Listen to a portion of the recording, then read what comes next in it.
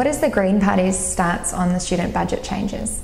We think for the most part they're very short-sighted changes. They may or may not save money in the short term, but in the longer term they are providing some real barriers to people participating, to people engaging in higher education. Why do you think the students are up in arms? I think the students are angry, not least of all because this has been sprung on people. There was really very little in the way of indication that the government was going to take these quite dramatic steps.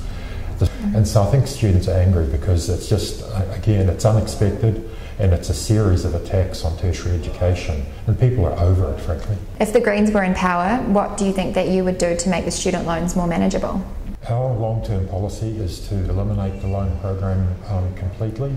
In the short term, we would offer students for every year post-graduation that they lived and worked in New Zealand, even in paid or unpaid employment, 1 year of their loan would go away essentially.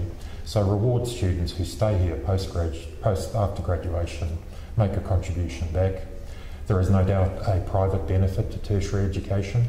There's also a substantial public good from having a well-educated population, workforce. So what do you think could be done to rectify the issue now? I think the government has to get serious. It needs to sit down and talk with the student representatives. They need to defuse the situation. There is a lot of anger out there. I really don't think the government has thought through the implications of their policy in the same way that their policy around class sizes might have looked okay when you're talking about the average loss per school, but when you understand that between 6 and 10 teachers could suddenly disappear out of some schools, you've got to look at all of the implications of a policy, not just some of them.